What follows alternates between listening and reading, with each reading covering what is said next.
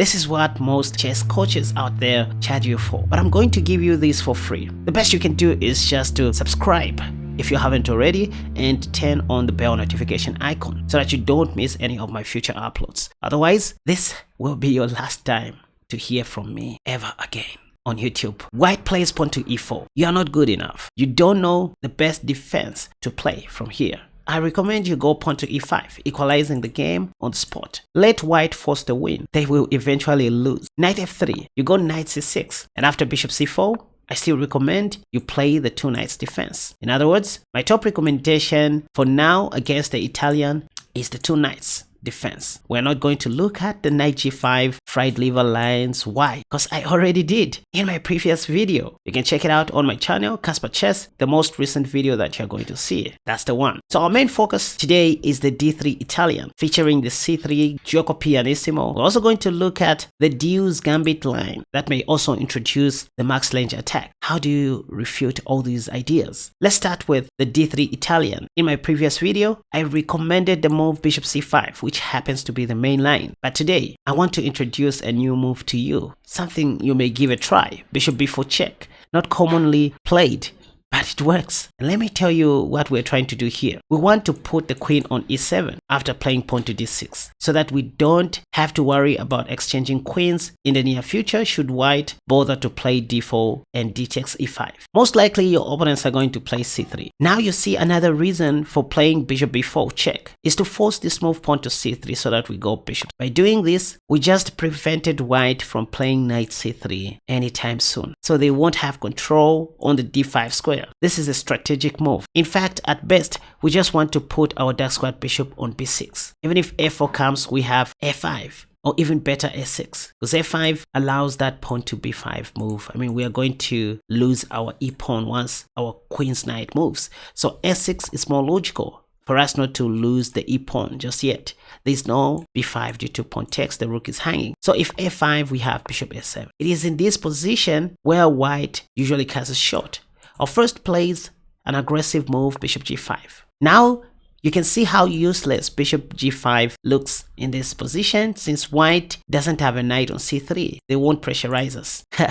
So you can safely play d6 in this position, holding on to your e5 pawn, so that even if b5 comes in the near future, you're not worried. You can freely move that knight. Anyway, castle short, what else can they do? Now we can castle short if we want, but I find h6 to be more forcing. They will usually play bishop h4. Now hold on. In most of these Italian positions, we do not mind to play pawn to g5 if our king is still on e8, because we have an option to castle long in the long run, which is not always the case. Like in this position, no need to castle long due to that pawn storm. It looks dangerous. So another thing we can do here is just to castle short, leaving that knight just like that. We later on put the king on h7 anyways, followed by g5. But here I recommend pawn to g5 immediately, because white has no option but to back off. And then this is when you can castle short and put your king on h7. Kinda looks like you broke all the opening principles, but what else can you do in this position? The move order I'm preaching about is this queen e7.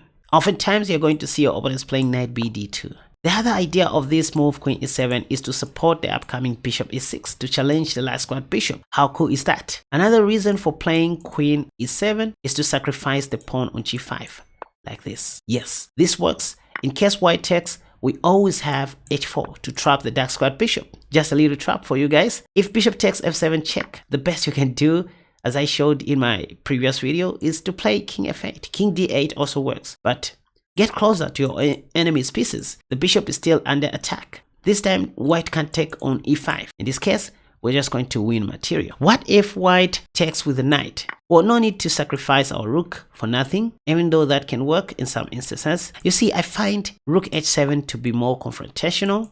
Since we are attacking that knight twice, the bishop is still under attack. So they play knight g5, but this is when we take. This now makes a lot of sense because we are threatening to checkmate white like that. Another reason why you shouldn't bother to castle very early. Oh, in this position white has h3, but we can just sacrifice the bishop anyways. See that because of that monster dark squared bishop which we started with, that is on s7, white can't take. The f2 pawn is pinned. They can't take the last squared bishop either due to queen takes and checkmate. If queen f3, a walk of shame, you can even play bishop g4 or bishop d7 here. I mean, because if queen takes, this check, right? So what if they do this? Now we castle long. That's the idea. Look at that. Queen h2, queen g7. We want to do this. This is how you're going to be winning most of your games, ladies and gentlemen. People don't listen. So before we proceed, here is how you treat these kinds of pins. Don't rush to castle short. Feel free to play h6, g5, followed by queen e7. That will allow you to sacrifice the g5 pawn in the near future. Or just play bishop e6 if you want to play normal chess. Now, once again, after knight f6, d3, bishop b4 check, c3, and bishop c. It's not always that you are going to see your opponents responding with b4. No, some of your opponents will just be castling short in most cases, and that gives you time to play bishop b6. Anyways, these are moments where you're going to be seeing the move bishop g5. Again, what did I say? h6, g5, queen e7. Oh, not forgetting to play d6 first. So you have time to play d6 thanks to white's pawn on c3, which is preventing white from activating their knight rapidly. Again, instead of knight bd2, this time if white plays pawn to h3, this h6, g5 idea even becomes more powerful because after this move, you can even play rook g8. I've seen grandmasters playing like this. Again, you can play queen e7, intending to go bishop e6.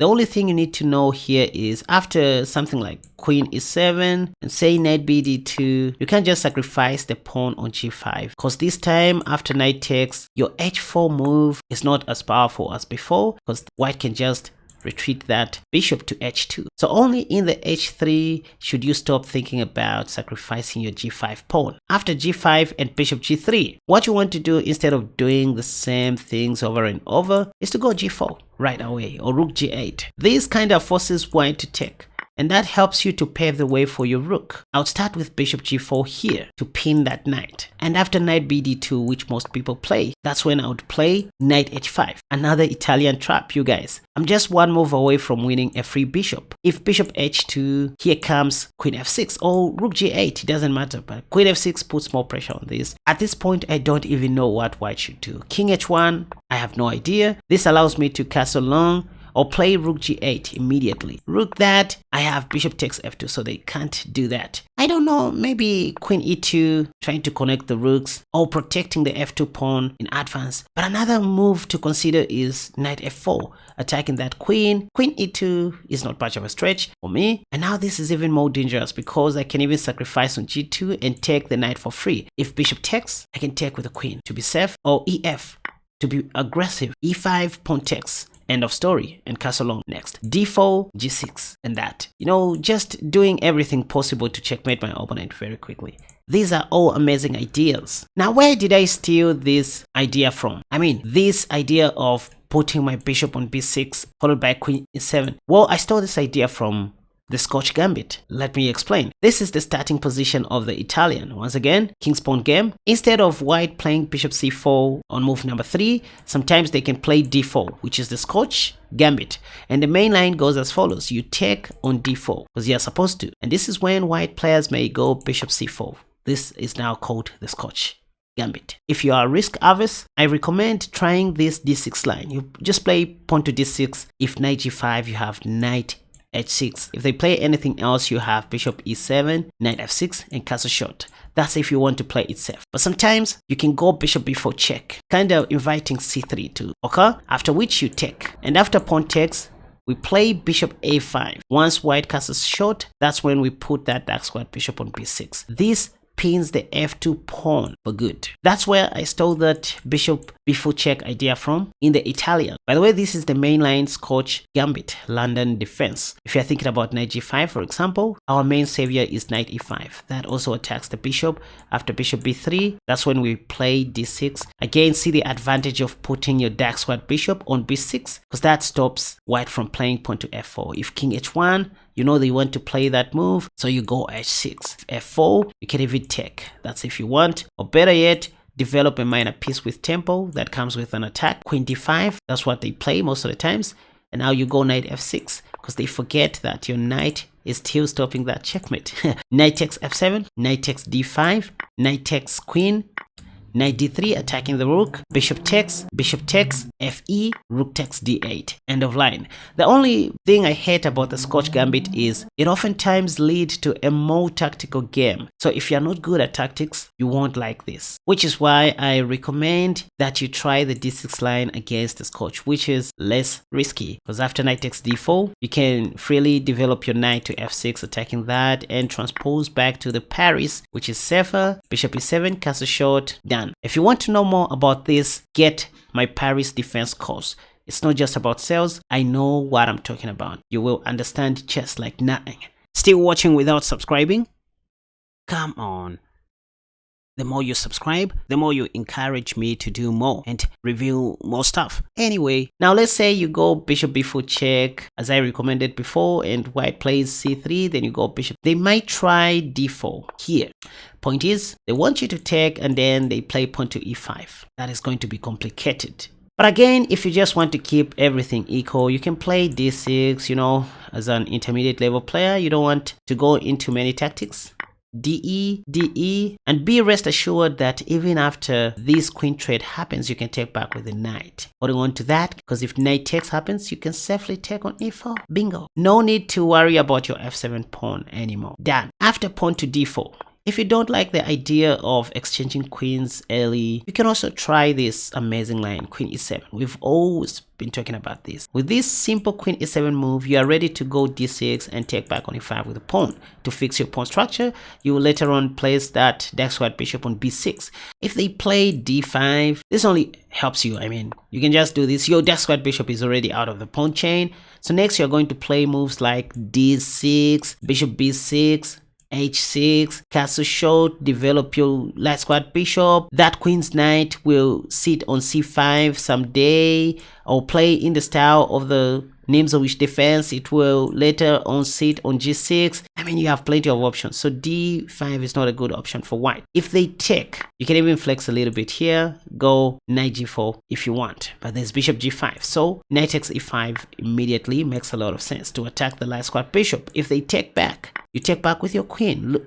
Look at the eval bar. It's still on the middle, saying the position is dead equal. Castle short, no need to take. White will pin your queen, so you just play castle short and put your bishop on b6. Sometimes white has no time to play f4. You just take. Again, if b4, this is one blunder that most people make. You don't even have to play bishop b6. You can just take. That's all. I mean, if they take, they are going to lose the rook. If they play pawn to f4, you have bishop c5 check first before winning back some material. So that's another idea to avoid any sorts of gambits. After d4, you can consider playing queen e7. And if you are brave enough to take and accept to face e5, always remember this knight maneuver, which I showed you. It works like magic most of the times. Even though the main line here is to play pawn to d5 and, you know, allow white to open up your king side so that you put your rook on g8 later on, that also works. But if you are risk averse, consider playing knight e4, knight c5, and knight e6. Done.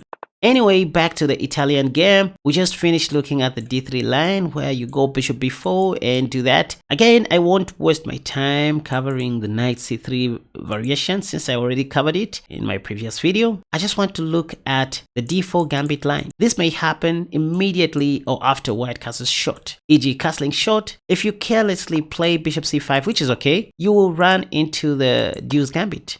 That also transposes to the max range attack. It's not the deadliest gambit in the world, and frankly speaking, it's refutable, but you can avoid that. If you are a complete beginner and want to avoid tactics, you can play simple chess, bishop e7, after d4, you take, if knight takes, you castle short, and take towards the center of the board with your b pawn. If pawn to e5, one knight maneuver that your coach never told you about is this one on the board. Yes, knight e4, knight c5, and knight e6. That is a very safe knight maneuver. Another one is knight g4, like in this position, because if h3, you can simply take that pawn for free. Looks like there's something going on here, but I mean, like NGO, there is always nothing going on. You have knight takes c4. So that's if you want to completely avoid the deuce gambit. But anyway, bishop c5 is the main line. Even if they play d4, the only thing you need to remember here is take with the bishop. That's all. Don't take with any of these pieces. You're going to run into some traps that they have prepared. So you just need to give up your bishop pair. That's the theory. behind this. Knight takes, you take back with your knight. They always play moves like bishop g5, pawn to f4, open up that. But this is theoretically weak. For example, pawn to f4. They know you can't take. They want to take your knight. In this case, you can just play g6 so that if they take, you recapture like that, maintaining your pawn structure. Anyways, they do take. After that, they play bishop g5. Now putting more pressure on this knight. You can tell by the eval bar that this attack doesn't go anywhere. You just play queen e7. Even if it means taking back with a pawn, let it be so, because that will help you to pave the way for your rook. At worst, you are going to castle long. They play moves like c3, but you always have knight e6, attacking that. If bishop takes, you take back like that. Just like I said, this only helps you to pave the way for your king's rook. It's nothing. Knight a3, this is what they do. You have bishop d7 first. You can even play knight f4, etc. The whole plan is to castle long once the dust settles. What can they do? They mostly take on e6.